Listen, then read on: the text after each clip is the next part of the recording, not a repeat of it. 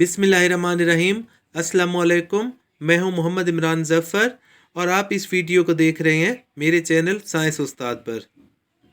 अगर आप मेरे चैनल पर न्यू हैं तो मेरे चैनल को सब्सक्राइब करें और बेल आइकन को प्रेस करें ताकि मेरी हर आने वाली न्यू वीडियो का नोटिफिकेशन आप तक बर वक्त पहुँच सके। अगर आप मेरी वीडियो को किसी और मीडिया पर देख रहे हैं तो फॉलो और लाइक ज़रूर कर देंगे।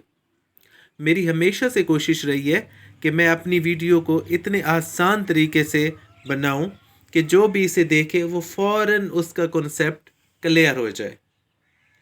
तो पिछली वीडियो में मैंने आपको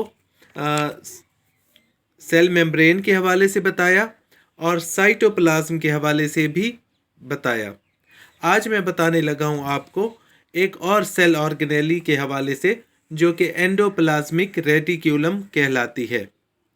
आज एंडोप्लाज्मिक रेटिक्यूलम के टॉपिक में मैं आपको बताऊंगा कि एंडोप्लाज्मिक रेटिक्यूलम क्या होती है, इसकी टाइप्स कितनी होती हैं और इसके फंक्शंस कौन कौन से होते हैं। तो सबसे पहले आपको बताता हूं कि ये एंडोप्लाज्मिक रेटिक्यूलम क्या है। एंडोप्लाज्मिक रेटिक्यूलम चैनल्स या ट्यूब्यूल्स का एक नेटवर्क है जो कि साइटोप्लाज्म के अंदर पाया जाता है। ये चैनल्स या ट्यूब्यूल्स हमें इस तरह से दिखाई देते हैं कि जैसे ये प्लाज्मा मेम्ब्रेन या न्यूक्लियर मेम्ब्रेन के साथ जुड़े हुए हों, यानी ये एक नेटवर्क है चैनल्स या ट्यूब्यूल्स का जो कि extending throughout the cytoplasm. ये चैनल्स या ट्यूब्यूल्स हमें इस तरह से दिखाई देते हैं कि जैसे ये प्लाज्मा मेम्ब्रेन और न्यूक्लियर मेम्ब्रेन के साथ जुड़े हुए हों। अब मैं बताता हूं आपको एंडोप्लाज्मिक रेटिक्यूलम की कितनी टाइप्स होती हैं। एंडोप्लाज्मिक रेटिक्यूलम की दो टाइप्स होती हैं। इसकी पहली टाइप रफ एंडोप्लाज्मिक रेटिक्यूलम कहलाती है और इसकी दूसरी टाइप स्मूथ एंडोप्लाज्मिक रेटिक्यूलम कहलाती है। रफ एंडोप्लाज्मिक रेटिक्यूलम कौन सी है? रफ एंडोप्लाज्मिक रेटिक्यूलम अपनी सरफेस पर राइबोसोम्स रखती है, यानी रफ एंडोप्लाज्मिक रेटिक्यूलम की सरफेस पर राइबोसोम्स पाए जाते हैं। और इसके बरअक्स जो दूसरी इसकी टाइप है वो स्मूथ एंडोप्लाज्मिक रेटिक्यूलम कहलाती है।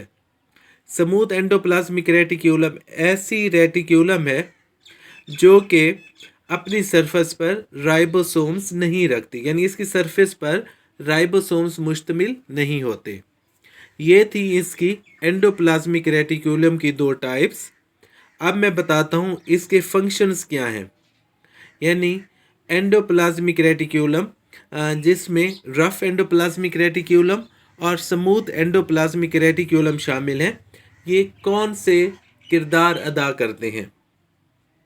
तो इसका सबसे पहला फंक्शन ये है कि ये सेल को मैकेनिकल सपोर्ट मुहैया करते हैं ताकि जो सेल की एक मखसूस शक्ल है वो बरकरार रह सके। यानी मैकेनिकल सपोर्ट का मकसद सेल की मखसूस शक्ल को बरकरार रखना है। अगर हम स्मूथ एंडोप्लाज्मिक रेटिक्यूलम के फंक्शन को देखें तो ये बहुत अहम किरदार अदा करते हैं ट्रांसपोर्ट ऑफ मटेरियल्स में।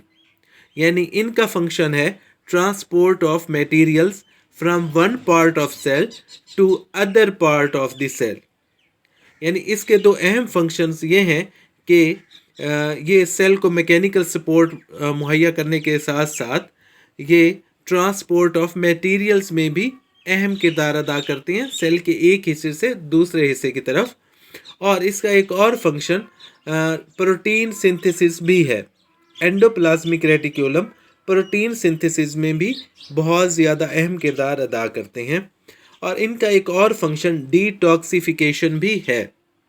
यानी इनके चार बेसिक फंक्शंस आपको बता रहा हूँ।